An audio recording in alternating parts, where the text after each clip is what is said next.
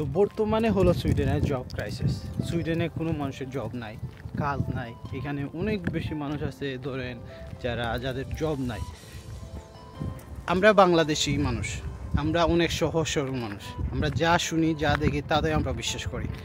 So আসসালামু আলাইকুম ভাই brothers, welcome to back another brand new video. আশা করি যে যেখানে আছেন ভালো আছেন, সুস্থ আছেন। আলহামদুলিল্লাহ আমি ভালো আছি।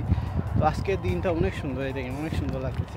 অনেক হাজার মানুষ আছে সুইডেনে জব নাই, অনেক মানুষ আছে কাজ নাই। এখন ঘটনা হলো এরকম ভিডিও কিন্তু দেখছেন অনেক দেশের সম্পর্কে এরকম ভিডিও আছে। তো আমার গত কয়েকদিন আগে আমার এক ভাই কমেন্ট করছে একটা দেশের কথা, ওই দেশে জব নাই, কীভাবে ওই দেশটা ভালো হয়। সো এই জিনিসটা সত্য করতে হবে, আমি মিথ্যা করে এই জিনিসটাই তুলে ধরা করবো। আমি চেষ্টা করি যে আপনাদের সাথে পজিটিভ জিনিসগুলো শেয়ার করা করেন। তো সুইডেনে বর্তমানে কিন্তু যে অনেক মানুষ আছে জব নাই, এটা সত্য ঘটনা। কিন্তু তার মানে কি সুইডেনের মানুষ আসা বন্ধ হয়ে গেছে বা সুইডেনের মানুষ কি থাকতেছে না? হ্যাঁ, আমিও সুইডেন আছি, সবার কিন্তু জব আছে, অত কম আর বেশ। আপনি প্রতিটা দেশে কিন্তু জব ক্রাইসিস বর্তমানে কিন্তু আছে। সুইডেন আসা কি উচিত হইবে না? না, সুইডেন আসবে না, বা যে দেশে জব ক্রাইসিস আছে ওই দেশে যাওয়া কি উচিত হইবে না? না, যাওয়া উচিত হইবে, আপনি যেতে পারেন।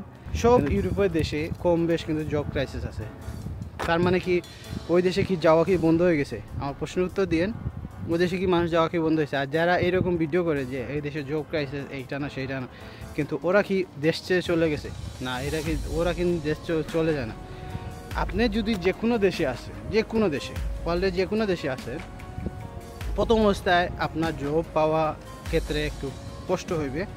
ধরেন জব পাওয়াটা একটু হার্ড হয়ে যাবে, হয়তো 6 মাস লাগতে পারে, আরও বেশি সময় লাগতে পারে প্রথম অবস্থায়।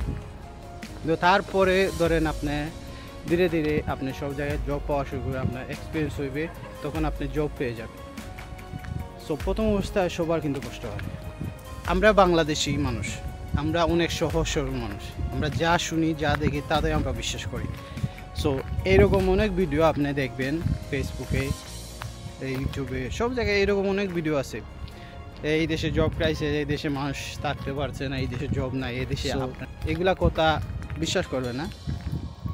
আর ঘটনা সত্য কি? ঘটনা সত্য হলো সব দেশে আপনি যদি নতুন আসেন তখন জব ক্রাইসিস, জবের সমস্যা আপনার থাকবে। আপনি যদি ধরেন আপনি গ্রামের বাড়ি থেকে যদি ঢাকায় যান, তখন কি আপনার কষ্ট হইবে না জব পাওয়ার ক্ষেত্রে বা থাকা চলাফেরা? সো আর আপনি ইউরোপের দেশে আসবেন, আসার পরেও কি আপনার সব কিছু সেট হয়ে যাবে? এরকম কিছু না। তো আসার পরে 1 বছর আপনার কষ্ট করতে হবে কম হলেও, তারপরে আপনি সব কিছু সেট হয়ে যাবে। আপনি এখানে আসার পর কোনো মানুষ জানেন না, চিনেন না, আপনার ফ্রেন্ড নাই, বন্ধু নাই, আত্মীয়স্বজন নাই, তখন কীভাবে? তো সুইডেনে আসার পর সবাই কিন্তু কষ্ট করে কম বেশ, কাজের বলেন টাকার বলেন সব কিছু বাবদে কষ্ট করে। সব দেশে মানুষ কষ্ট করে। এই কষ্ট যদি মেনে আপনি যদি চলতে পারেন, তখন কিন্তু আপনার লাইফে ভালো কিছু আসবে। তো এইগুলো কথা কান দিবেন না। আর আপনি যে দেশে যাওয়ার সুযোগ পাইবেন বা যে দেশে যাওয়ার ইচ্ছা থাকে আপনি ট্রাই করেন, ইনশাল্লাহ আপনার হয়তো একদিন হইবে। সো আজকের ভিডিও দেখার পর আপনার মনে এইরকম কোনো প্রশ্ন থাকবে না যে এই দেশে জব ক্রাইসিস বা এটা সেটা। সো আজকের ভিডিও দেখার পর আপনার মনে সুন্দর সব কিছু শেষ হয়ে যাবে। সো ভালো থাকবেন, সুস্থ থাকবেন, আল্লাহ হাফিজ।